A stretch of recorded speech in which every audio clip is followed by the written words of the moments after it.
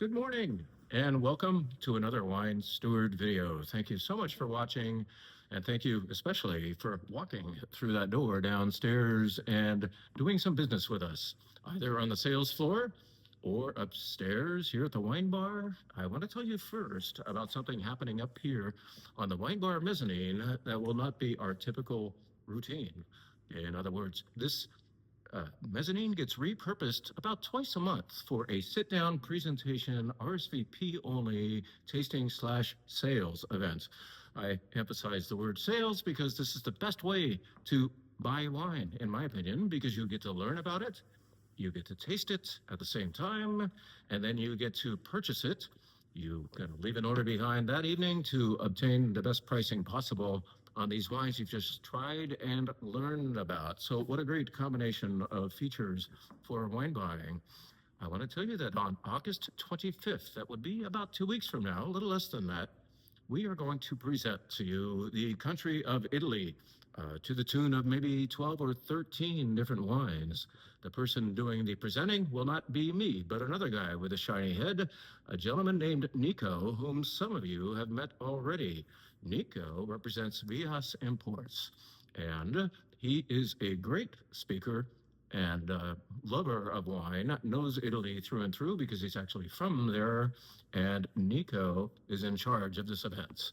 If you're not asking enough questions, I'll be the moderator asking him questions, but I'll especially be pouring wines on his behalf from, like I said, Italy, all over Italy. Delicious whites and reds from that particularly delicious wine country.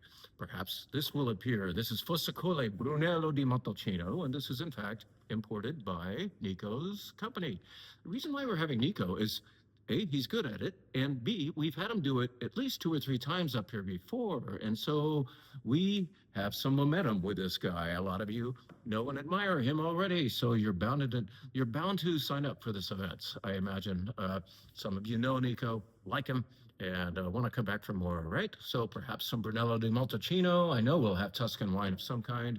I know we're going to go to Piemonte 3 times for Barolo and Barbaresco, and it's just going to be a tour of Italy, especially well shown because I won't be doing the presenting. We'll have Nico doing it. So again, 6:30 p.m.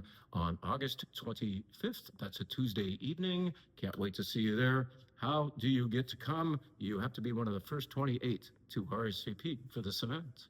And you do that by going to thewinesteward.com and grabbing your seat. And hopefully, if you're wise and know that Italian wines are especially appreciative of food, you will also order the cheese and charcuterie platter that is designed to go along with that evening's wines. One more time, August 25th, it's Nico showing us Italy.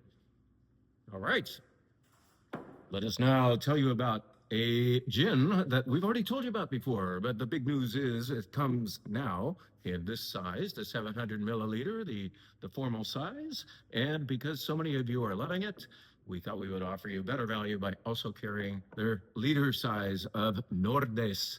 Nordes gin comes from Galicia, Spain, and even includes in the distillation Albarino grapes. Albarino is, of course, the most famous white wine, grape variety of Galicia, Spain. It's probably Spain's most famous white wine, and now it is employed in this gin, a gin that, especially because the Spanish love a gin and tonic, is going to be especially good with a gin tonic, as they would say. That's how they pronounce it. But just telling you that this gin that you've probably already enjoyed now comes in 2 sizes, depending on how into it you are. All right. Let's tell you about what's going on at the wine bar this week. We are tasting a white flight that is pretty clever and delicious. I'm not going to show you quite all of the wines, but perhaps if I put up this white wine made of a red grape called Pinot Noir, and this white wine made of a grape called Pinot Grigio, and this wine made of a grape called Pinot Blanc or Pinot Bianco if you were having it from Italy, and this wine made of Pinot Gris from Oregon.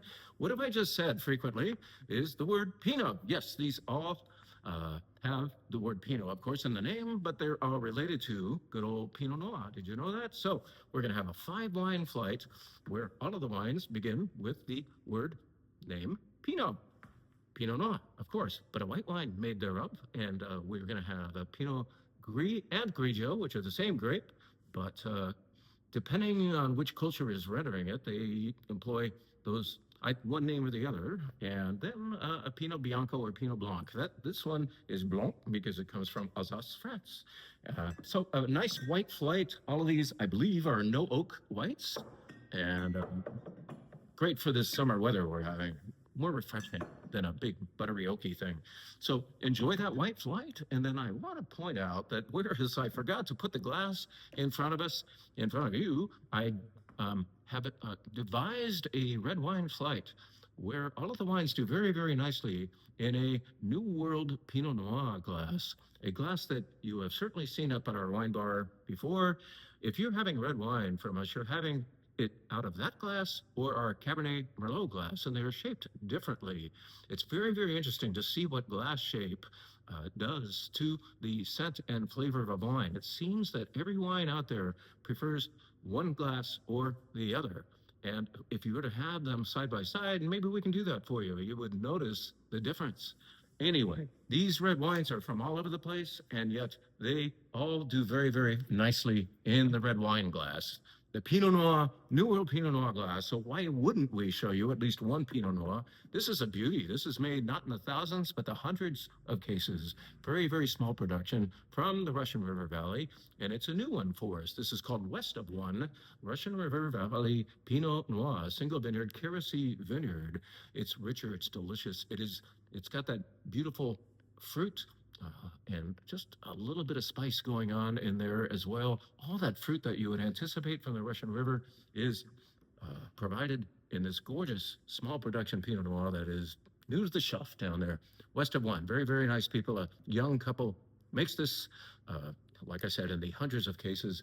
By the way, I don't have it to put in front of you, but also on our wine bar this week is their dry rosé made out of Pinot Noir from the exact same vineyard. A very nice rosé. So you can actually try 2 wines from West of One this weekend. Another wine that goes very, very nicely in a Pinot Noir glass is a wine that I would have thought would do better in a Bordeaux or Cabernet Merlot glass. But in fact, this Rioja really shines based on its beautiful fragrance in that other glass. So it is part of the flight that goes with the Pinot Noir glass. And we got to do this because we have a lot of it down there. And a lot of you are really loving this wine that we made for the store. It is the Domaine de Plus de Vie. It is a wine that we had a hand in making and a hand in growing. As a matter of fact, all Livermore Valley fruit. And it consists of Syrah and Grenache, Carignan, Malbec, and believe it or not, a little bit of Muscat. The white grape gets into this as well. This is co-fermented. What that means is everything is picked roughly at the same time. If we're picking these wines, these grapes varieties a few days apart, we simply chill down the ones we've picked first until everything is picked, and then they all get together in a vat and ferment together. Co-fermentation is not convenient, but it can provide some extra character. It's kind of like, I think it's cool that the wine gets married immediately instead of blending later. So that is how this Domaine de Plus de Vie is fairly uniquely made. A wine that you're already enjoying, just letting you know we have plenty of this good stuff, and we will therefore put it on the flight that is deserving of that New World Pinot Noir glass. I want to tell you about the sparkling wine we're doing this week. We've probably had this up in front of you before, but I love to talk about alternatives to champagne. Sparkling wine has really taken off around here. The other night at our Burgundy event, we were showing a Cremant de Bourgogne, which simply means a sparkling wine made exactly like champagne, second fermentation in individual bottles, the inconvenient way. And we were very pleased with that wine. Well, here's a wine made that same way that comes from northern Italy, and it is the region, a small region, I think it's only about 7,000 acres total, called Franciacorta.